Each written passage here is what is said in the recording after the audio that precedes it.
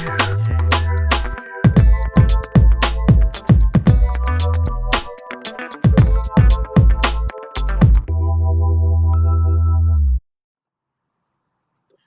afternoon, everyone, and thank you again for joining us for this Lunch and Learn episode today about unlocking the power of burstable Ethernet for your business.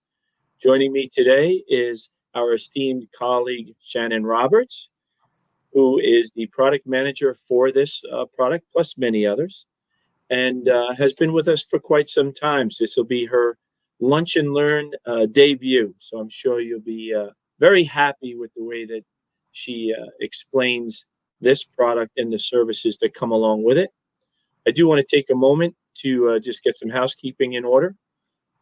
If you look at the top right on your screen, you'll see that there's a chat window there. There's also some docs that you can look at that outline this product plus a few others.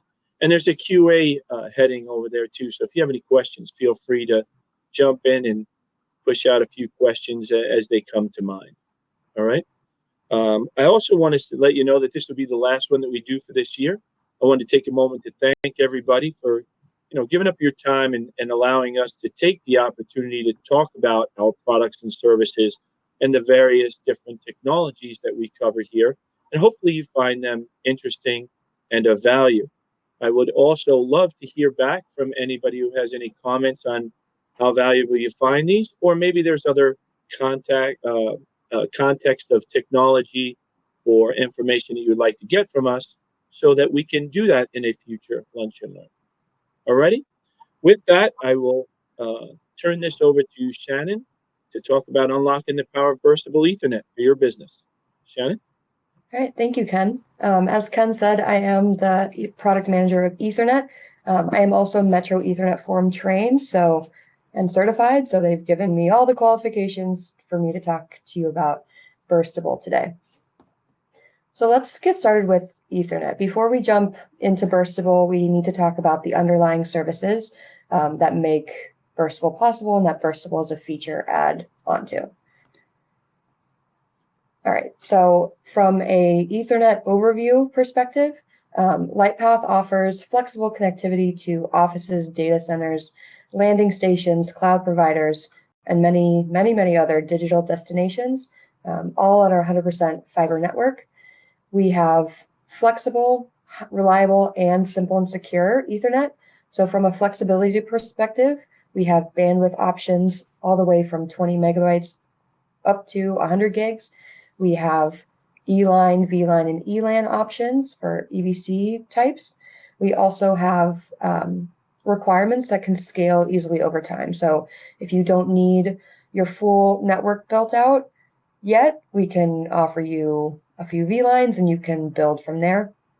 In terms of reliability, we have a single standards compliant platform for business communications.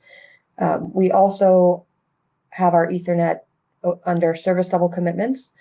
And this is also a cost-effective solution for connecting two locations or multiple locations on a single network. This is also a highly resilient and reliable service.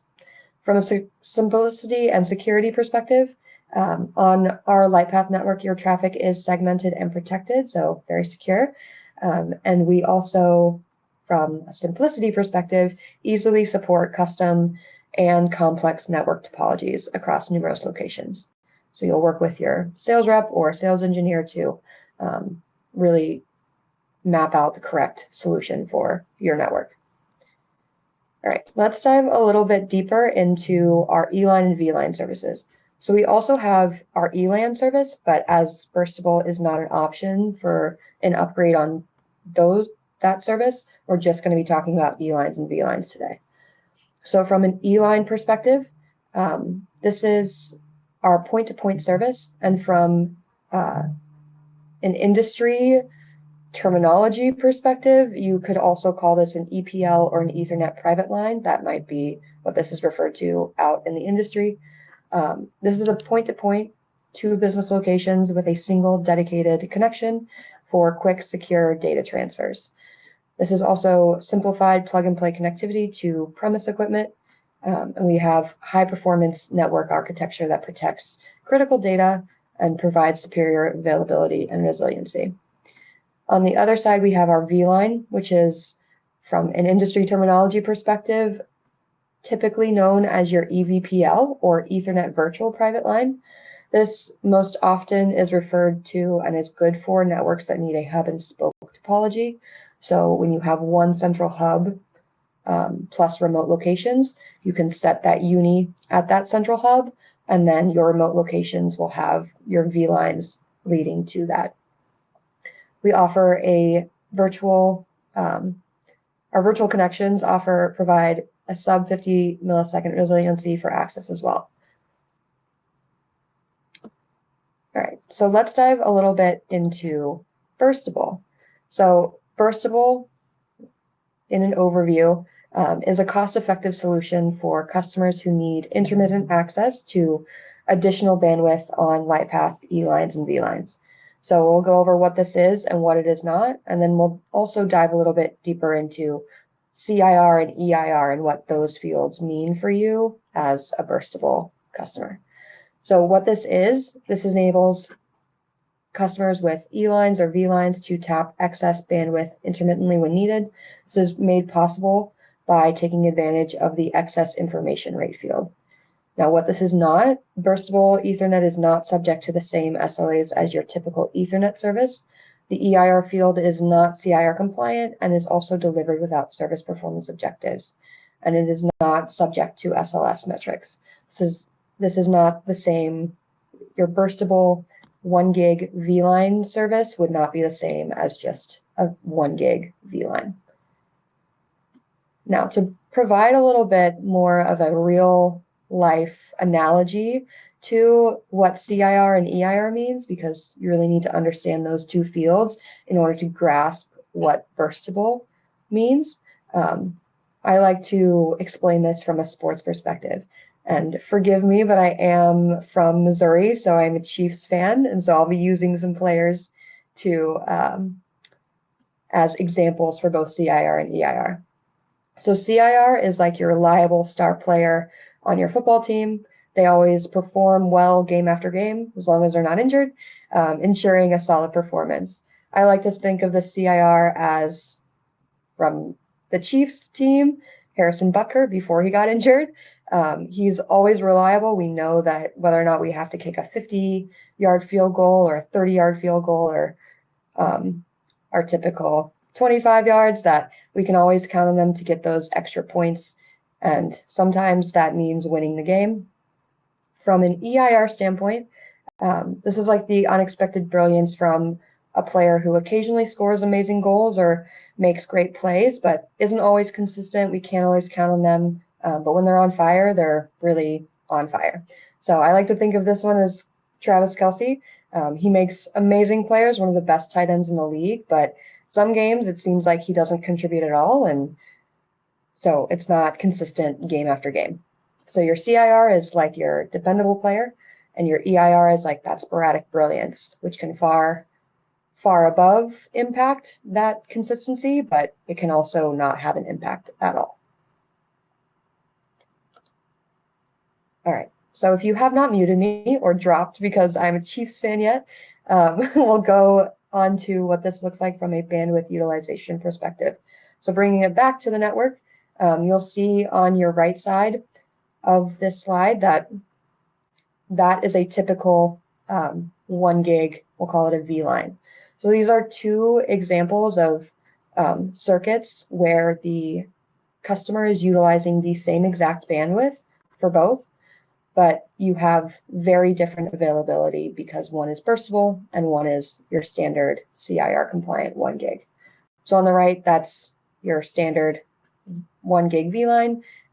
You have, of course, the same bandwidth utilization as on the left side. However, at the top, you'll see that 1000 meg black line. That is your bandwidth availability. So that remains consistent at all times because you are guaranteed that bandwidth and will never drop below that and impact your service. However, on the left side, we have, in this example, a 300 meg VLine with a 1 gig burstable port. So they can utilize more than that 300 meg bandwidth, which is great. However, that black line is not going to be straight in this example. So your available bandwidth won't always be at that 1000 megs because other VLANs might be utilizing that bandwidth, especially if they're on the same uni. And there's some other reasons why you won't always get that available bandwidth. So if you burst above that available bandwidth, like those two red boxes in the center denote, you will have decreased performance, and you might have dropped frames or a down site. So just be aware that the burstable on the left side is not the same availability or performance level as on the right, but it can have other advantages in terms of cost or flexibility. So, and we'll go into a couple of those examples on the next slide. All right, so a couple of issues you might face when it comes to bandwidth needs. We have 3 examples here that burstable might meet those needs.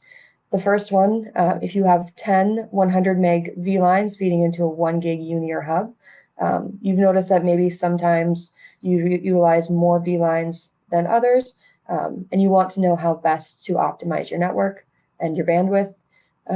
If you utilize burstable bandwidth up to a gig on those VLines, they can actually use the total amount at all times that that port provides, and even go beyond that 100 meg bandwidth.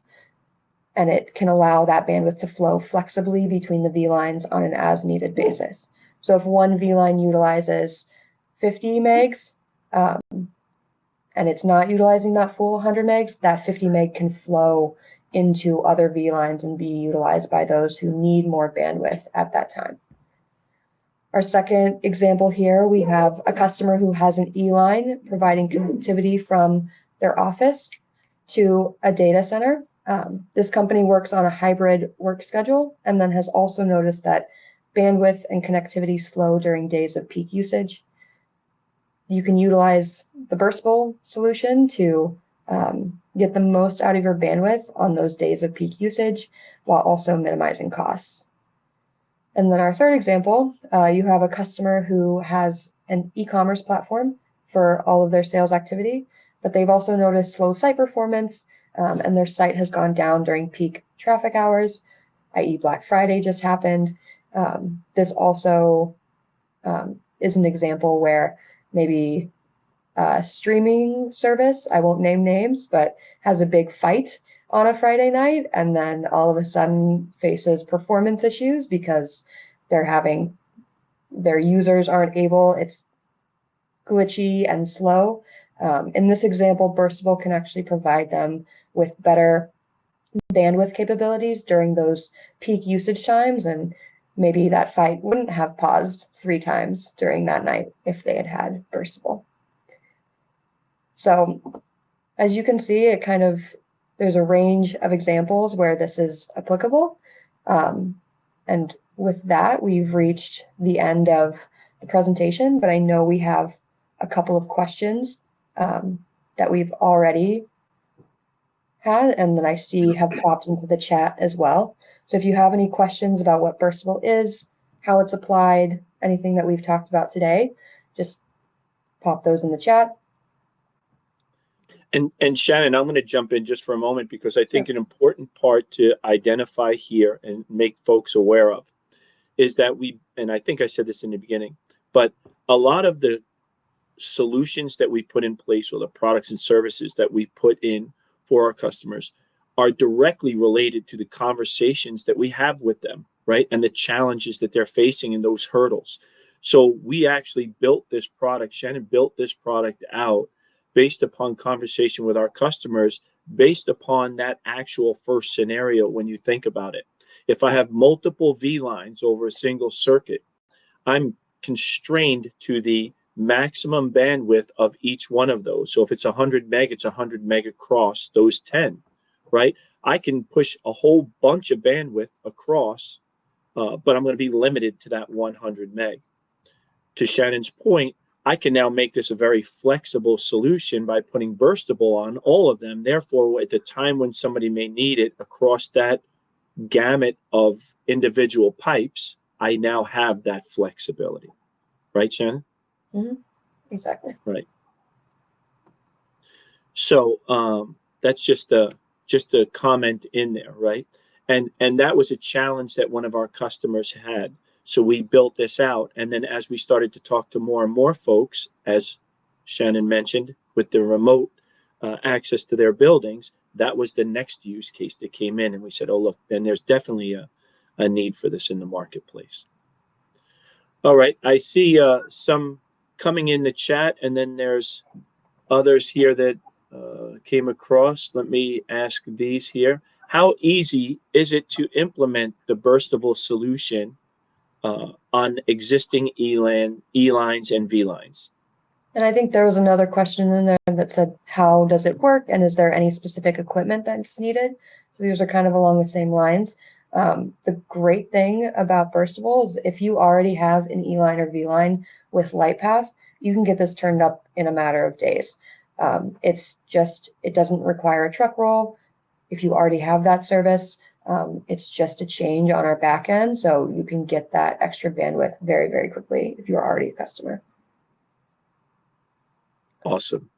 One other one here is, where did I just see it? Sorry, I lost it for a moment. Nope, you just answered how does it work and are there specific requirements? So you beat me to that. Burstable internet limits, I think they meant Ethernet limits / methods. So how is this burstable product formulated, if you will, Shannon, from our perspective as a product? So we have 4 different flavors of burstable, 2 for E-lines and 2 for V-lines. One of them will be up to that 1 gig port, and then one will be up to that 10 gig port. So we tried to make this as simple as possible. That was another feedback that we got out of researching these use cases, was simplicity is great. So we made it as simple as possible. You can burst up to that port. There's another one in the chat, and I saw one here as well. And it's how does the billing work for burstable? We know that with like internet burstable, right? There's a 99 percentile that goes along with that. There's some calculations. There's a whole thing there. How does this work, and how is it different the way you configured it and put it in play? So this, and please talk to your sales rep for cost information, but this will be working on an MRR basis. So it will be a separate line item in your bill. You will be able to see that this V-line has burstable attached to it on your bill, and that it will cost X amount per month. So yes. But it's not a 90 percentile. It's a flat fee for the time to burst in that measurement, right? Yeah, it will be a monthly charge that will be standard, regularly recurring monthly charge. It won't be based off of your rate, if you will. Mm-hmm. Yep. Okay, let's see if we have anything else here. I think we had one other question that talked about how will AI configure in your connectivity and how will you protect it? Had to use that buzzword at least once in this presentation. But in terms of AI, I know that there are a lot of backups that happen, maybe at times during the night where it's using a ton of bandwidth within those Ethernet networks. But you don't always need that bandwidth day to day. So that is also a great way to utilize this burstable capability, because while everybody's fast asleep at night, those backups can happen even faster with that intermittent peak usage. Awesome. And then I know there was also a question about bandwidth perspectives over MPLS and other network services. And I did want to clarify that this is Ethernet based. So this is not over MPLS's internet. And this is Ethernet bursting. So we do have an internet burstable product, but that is separate, billed separately than the Ethernet burstable. Yep. And I see Suzanne just typed in the Q&A. Just to confirm, we will pay a flat rate for having extra burstable bandwidth available, whether we use it or not. That is correct.